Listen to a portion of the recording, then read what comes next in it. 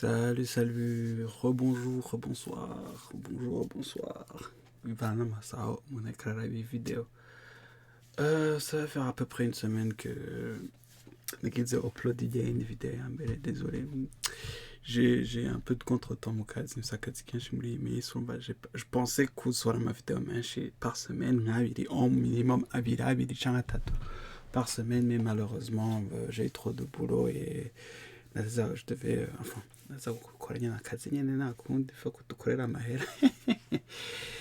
donc, pour l'instant, les vidéos du Kulikanya c'est là où on va vraiment commencer à vraiment travailler sur notre système, mais on va commencer par faire une version basique. On va faire une version basique, vraiment une version, il est vraiment facile à faire, à mettre en place, et ensuite à partir de cela, on va développer les choses à partir de cela. C'est-à-dire, on va rajouter plus de fonctionnalités, par exemple, ou rajouter plus d'options. Qu'est-ce que acte de naissance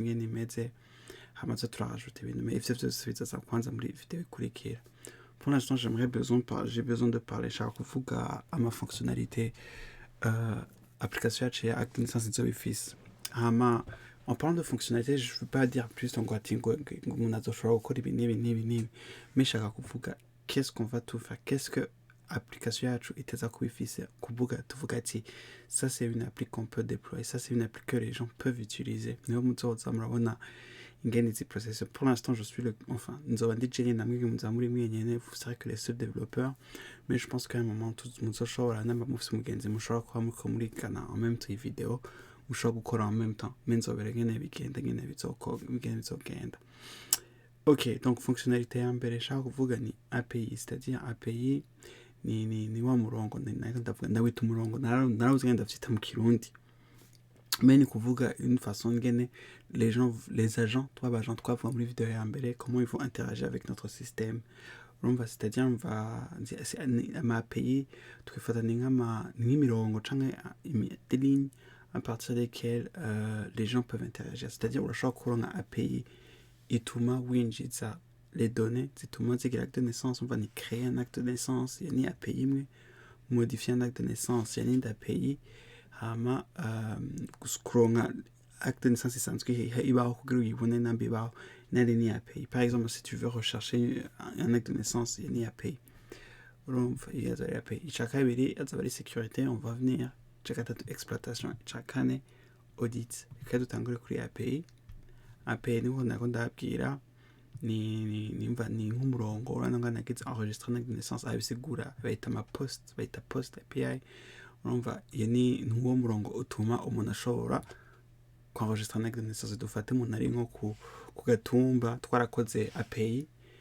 API kandi ikindi nashaka kuvuga API ituma imagine nitwakora acte de naissance dukeneye umuntu azoshobore enregistre acte de naissance akoresha telefone yiwe, aba n'abantu bari ku gatumba, dufate bari ku musozi, uwundi ari muri mairie, uwundi ari muri hehe, uwundi ari muri commune, bose il faut ko baronka umwe ashobora gukoresha ordinateur, uwundi mbere ashobora gukoresha telefone.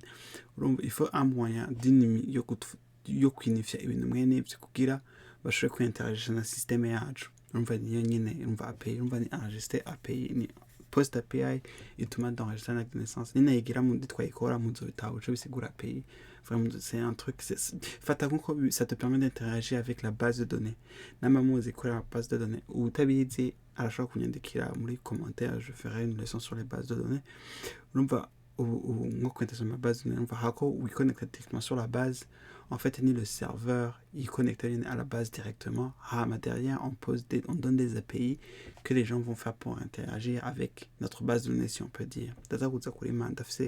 Il y a schéma yonga, expliquer on va modifier un acte de naissance, ni put API, on va ni put méthode, ni méthode API, et tout de modifier un acte de naissance. On va c'est quoi un acte de naissance sans cubaho. Muri système yacu umva dufate nka jewe nitwara nizike Kevin, mais imagine arageze ko nshaka guhindura izina ryanje, par exemple hagaze guhindura izina ryanje uje baca banyita nshaka guhindura izina ryanje kurashye, dufate ko uca nitwara nizike Kim Kevin, iyo Kim rero icetse kwaca barinda kuza bagaca bahindura prénom yanje, hako prénom yanje ba Kevin ciba Kim Kevin, hama lire un acte de naissance. Il me semble que c'est nawe kandi ndavyisura mu gifaransa, mais lire ni plus recherche. dufate nk'uvuze ati nkene acte de naissance y'abantu nkene ama acte de naissance y'abantu bose batanguzwa na Kevin uca bizamwo genre aca tugira API tumugira recherche urumva par nous ufate gacugira recherche par prénom gacandika Kevin abana bose bavutse afise ama acte de naissance comme nom indani harimo prénom Kevin ikibatora bose hama ainsi de suite hama mettre en place une API viennent sogira. On va parler de sécurité. Pourquoi je dois parler de la sécurité? Ça fera pas partie de la première vidéo qu'on va faire. Pourquoi? Parce que il y a des services, des services qu'on doit développer, mais on va y en venir. La sécurité, il faut que tu sécurises un autre pays. C'est pas n'importe qui. Enfin, la pays, si tu sais qu'il y a une sécurité, alors il y a une sécurité vraiment. Moi, je regarde un pays yo kumenya taux de change igetswe kuri banki. Ibi ni c'est une donnée publique. Donc c'est umuntu wese arashobora kuyironka. Mais pour notre pays, c'est pas le cas. Surtout pour l'acte de naissance, c'est pas le cas.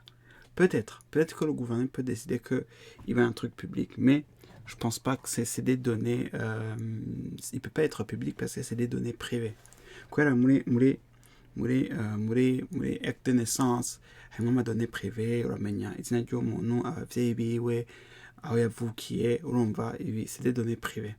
Donc biza abantu bashobora no shobora accéder ni inde umuntu ashobora accéder kuri acte de naissance ni nyene l'acte de naissance en soi urumva hamwe na les agents du gouvernement cyangwa umuntu ari réhabilité à le faire gutanga extrait d'acte de naissance. Rero ivyo bisigura iki aba agent twenda kuauthentifier ni kuvuga ati est-ce que wenda kuzi urumva nko uvuga muri portail ugeze nkaho yatwinjiye muri badge muri uri kuja mu mabiro usanga yugaranye na portail harimo zijya code authentifier umuntu agashica ku rutoke cyangwa acishamwo carte yiwe badge ni authentifier kavuga ati umuntu ndamuzi reka ndamwemerere gukora iki umva ni système ni la première porte umva ni kuvuga ati est-ce que wewe ndakuzi urumva wenda kuzi okay sawa ico nico authentification. Autorisation nayo ni ati none ivyo ugira ukore uravyemerewe. Murashobora kufise nako turabwa exemple nk'ubu abadame bo hanze babariko barataba dufate kare batuza kuza barenza acte de naissance. Urashobora kuvuga ati wewe ndakuzi uri mu agent y'enregistre am acte de naissance. Wewe uri mu agent ashobora kuenregistre cyangwa atemera kuenregistre mais yemerewe kumodifier urumva numvise kuvuga uri mu agent yemerewe kubona acte de naissance yose cyangwa wewe uri umuntu yemerewe kuzandika mais atemerewe kuzibona urumva kuganya buri mu agent wese ashobora kuza ngo cara acte de naissance y'umuntu ngo cayisohora etc.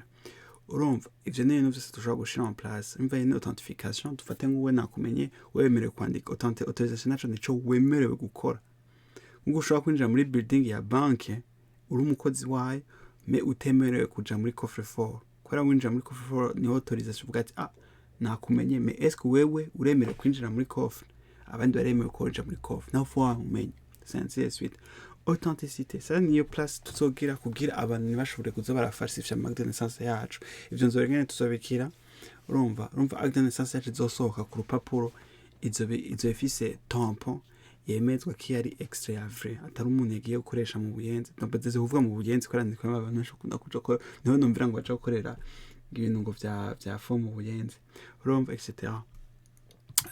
exploitation nashatse kuvuga ama fonctionnalité tuzokora en général en général mu ma fonction tuzokora il faut que excellent naissance tuzosohora tuza kwiri sous format PDF hama zariyo dashboard ni nka tableau de bord igenda ite tableau de bord nibaza ko ari abantu botahura neza tableau de bord aho umuntu azoshobora gukurikira ama statistics nk'uko avuga ati abantu bavutse umwaka ni bangahe surunga kurunga amastate menshi dushobora kumenya abana bavutse hehe exactement umva kuri nico cyose acte de naissance umva hano sadozana muri commune umuntu azoshobora kumenya ati havutse abantu bangana uko abakobwa canke abahungu bavukiye mu makomine yahe nahe amazina izina rya mbere rizwi rikoreshwa mu Burundi ni ryahe.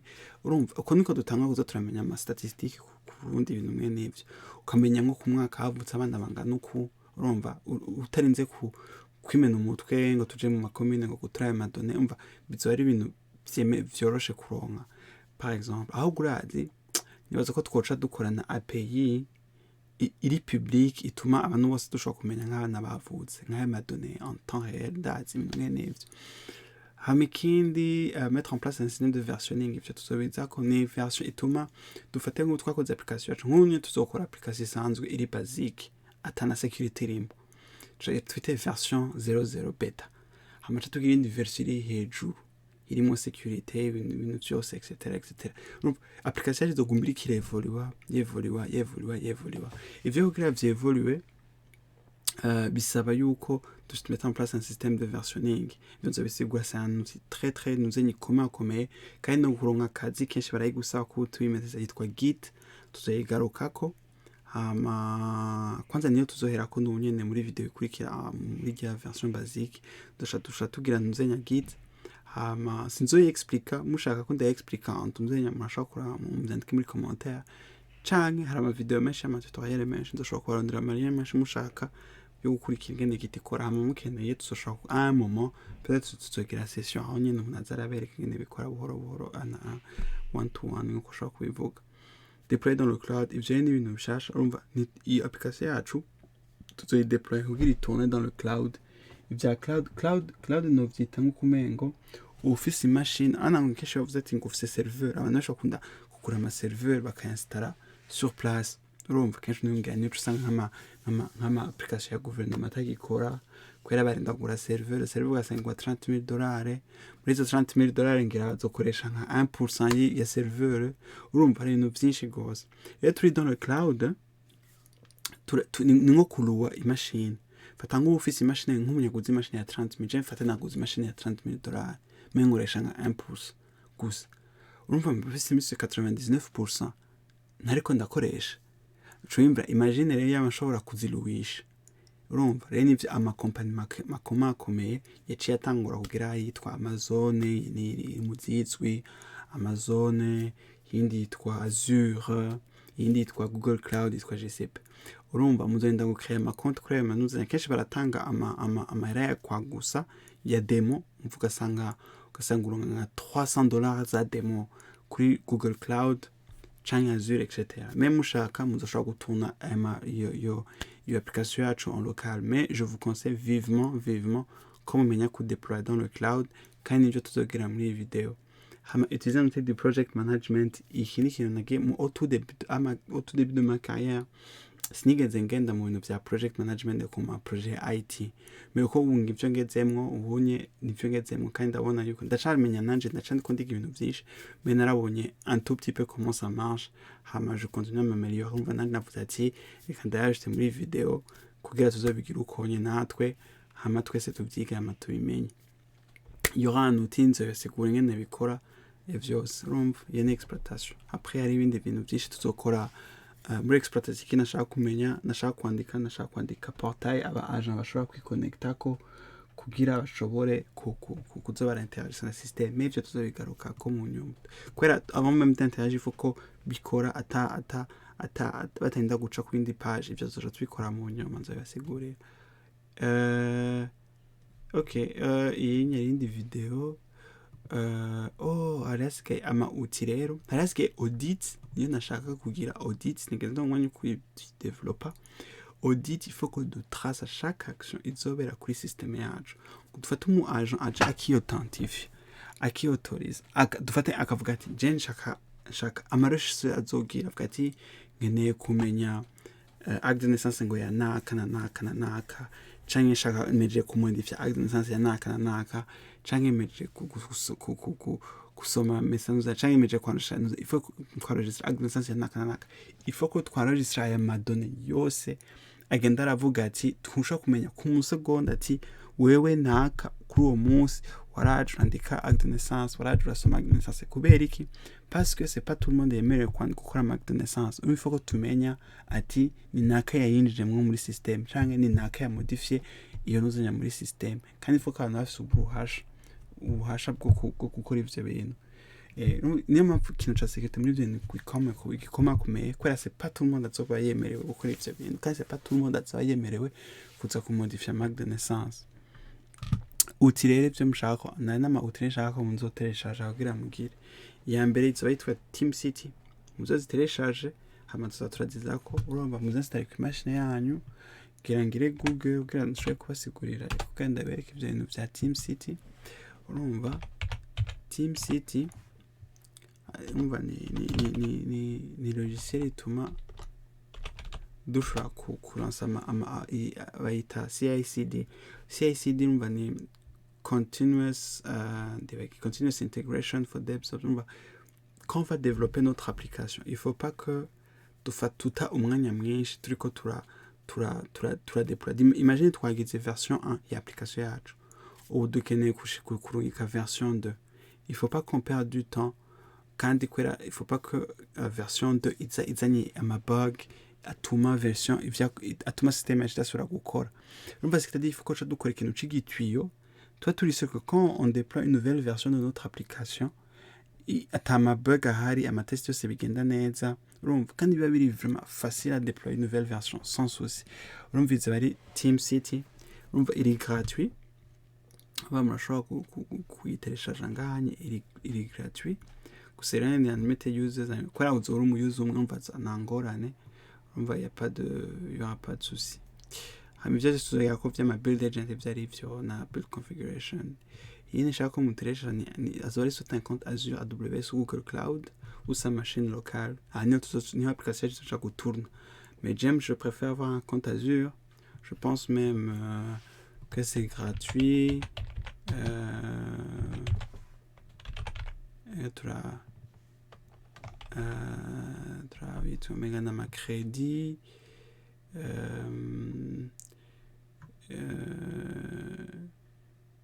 Ah bah voilà, c'est $200 en crédit et vous avez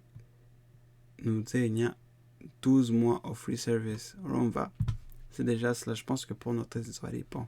Il est idée de votre préférence. Je préfère Intelligy. Vous savez, Intelligy, c'est sûr yuko Intelligy ikora Intelligy. Sinzi ko Intelligy ikora muri iri gratuit, kubera bafise version zibiri, bafise iri payante n'iri community. Gusa sindi sûr yuko rero community ikora. Vous pouvez pas faire Spring sur Community Edition kandi tuzokenera Spring. Urumva muzorinda nzoraba ingene nitwaba benshi, nzoraba ingene nshobora kurondera ingene dushobora kuronka amalisansi ya gusa. Ikindi ni nzitwa VS Code. Je pense qu'il est gratuit, nane muzoy télécharger, muzoshobora kudévelopper sans aucun souci. Urumva muzoshobora gukora muzoshobora kudévelopper dessus sans aucun souci vraiment. Voilà. Et canke yindi muse Eclipse, mais je vous conseille Intelligy canke VS Code. Yindi yitwa U-Track, iyi ni ya project management. Izotuma umuntu ashobora kuzagira iyo project management en mode agile. Vraiment iyi mission iyo kuru yacu indanje nimwe ishobora kuyiheza canke tukamubwira muzoronka vraiment des skills zituma mu kazi ka misi yose akazi kanyu koroha, kandi en même temps mutera imbere kuronka akazi etc. Urumvise bari logiciel ituma dushobora kugira project management. Rana nk'uko aravuga turandika ama features yacu, ama features ama issue n'ibintu jaravuga ati quelles sont les fonctionnalités tugira twinjizemo, menzo bigaruka kwa muzayibona nangorane. Une base de données locale ou cloud, yumva une base de données izoshobora kuba MySQL canke Postgres. Pour l'instant on va aller sur Postgres. Zabireka mukeneye installer Postgres, murashobora kuvyikorera, murashobora kuja kuri YouTube kandi comment installer une base de données Postgres. Je pense qu'à chaque fois je nzoreka mania vers d'autres vidéos sur YouTube zituma mushobora guca muzikurikira muce mugaruka kuko dusanga kutenda expliquer ibintu byose nitwapfa duhejeje soit dans le local ou soit dans le cloud. Moi je préfère dans le cloud mais nzoshobora kubereka mikenewe mubireke muri commentaire ko mukeneye en local hama ndoca ndabikira hama postman izodufasha gutestinga amape yacu. Ok, bon voilà, iyi ni video rero iyo ni version basique tugira dukore umva video ikurikira tusha dutahira kuri ivyo nyumva on installe nonzenya tugira ibyangombwa byose hamaca dutangura ku developer API yacu tukrée notre projet etc.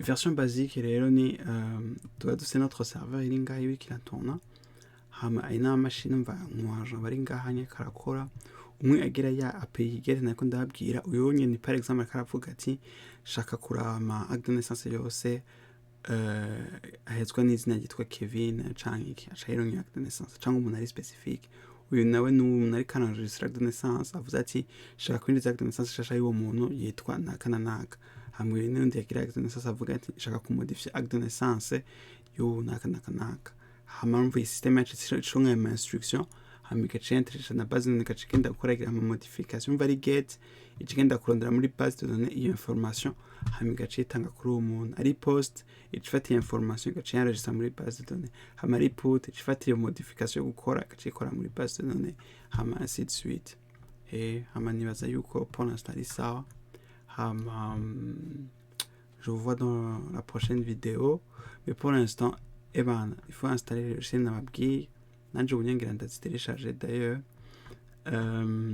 reka ndabereka bwene kene umuntu tugira tuvyinstall ubunyene d'ailleurs reka tubikora ubunyene kiranije mu email yanje hama iyo instance name gira ndayite ko riri gratuit hein, donc on peut gutesta gratuitement turakora ngaha ngize nkaklikako ushobora kubona ko ari free pour 10 utilisateurs 30 Go fully setup instance in 2 minutes. Ok, switch to FOTD. Bah voilà, vraiment c'est vraiment gratuit, il n'y aura rien. Room va donc le créer les room instance name tu tweet goûter tweet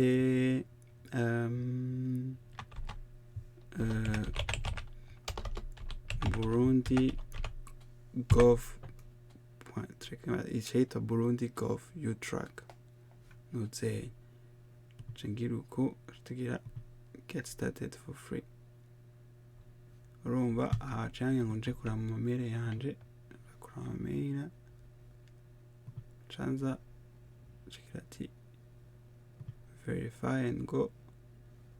Ok, nchangira nuzenya password yanje reka ngire password yanje nimwive mwibona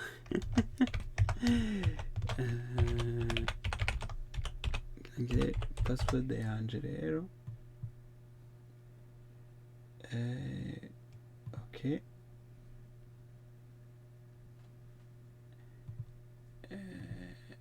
ok urumva rero kuri site yanje yitwa U-Track mwayibonye rero ngiyi iriko iratangura instance nacu ari kuri burundi.gov U-Track cloud. Urumva ibyo rero tuzobigarukako mu nyuma ni irya mbere ndainstalle.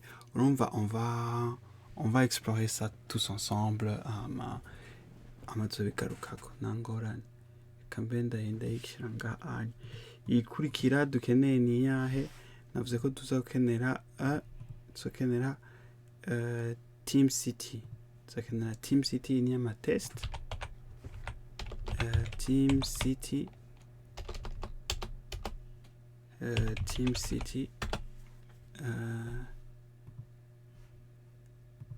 nayo numenga ni kwa gusa urayibona urumva ni ok ni pour 14 jours. Ils allaient quoi ça pour 14 jours. Mais après ils vont nous faire payer. Non, les calais d'autori igne tout ça tout installer directement sur notre machine. Rumb. Quand tu télécharges. Voilà, tuba duseta ibyita 1.6 giga nzoyiterejaja mu nyuma nzoyiterejaja mu nyuma ndainstare ku yindi mashini yanje kuko ntidushobora kuyigira purasi. Reka ndayisige nganya hama umuntu azoraba mu nyuma nta kundi hama iyindi nzokoresha ariko turashobora gukoresha ino zenya turaye namba dushobora kuronka yagusa kuri ino zenya tuzogera no zenya reka tuzobera kuri GitHub. En tout cas pour l'instant nimugire no zenya yitwa GitHub, créer un compte sur GitHub. Urumva je ndafise deja un compte, on va de créer un compte sur GitHub kandi niho tuzoshira ibintu byacu byose. Cengira ngire sign in ubu nyene bandukiye code yanje ok reka tugire ibyo ok angorane 477 019 je verifia voilà zora manuza nyacu nagiye ndagira buhoro buhoro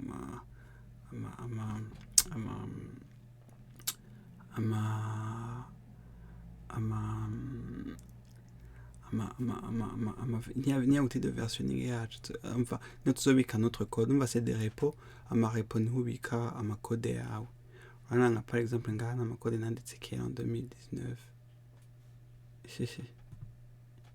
urumva haniyo nanditse amakode nagiye ndabika amakode yanje etc. nzoza ndayibereka ibyo arivyo byose tuzobigarukako nta ngorane. Voilà urumva nibatse ko byaheze hama video ikurikira tubigarukako. Merci d'avoir nous subscribing murabizi namwe amaca tubigarukako super merci.